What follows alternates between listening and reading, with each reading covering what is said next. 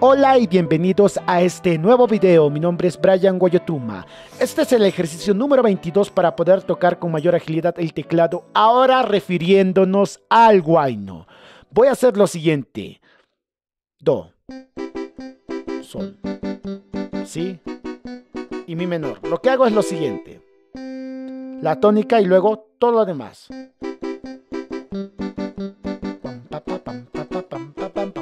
Do, sol, si y mi menor. Háganlo hasta que les salga bien.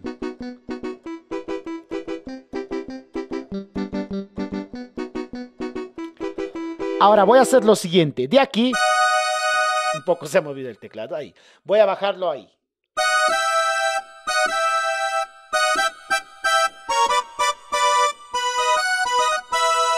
Pam, pam, pam, pam, pam, pam. Otra vez.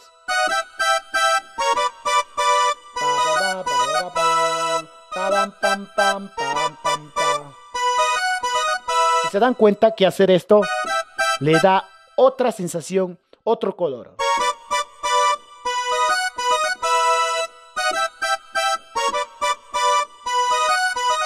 Mientras hago eso, esta mano lo que hice.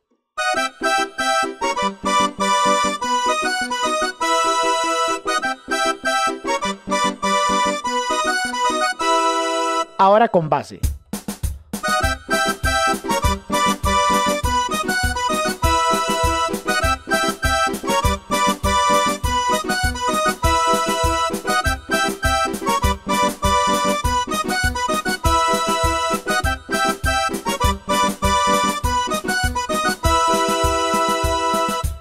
¿Ya se dieron cuenta? Bueno, ahora les voy a dejar con un poco de batería para que ustedes mismos practiquen. 3, 2, 1, ¡pa!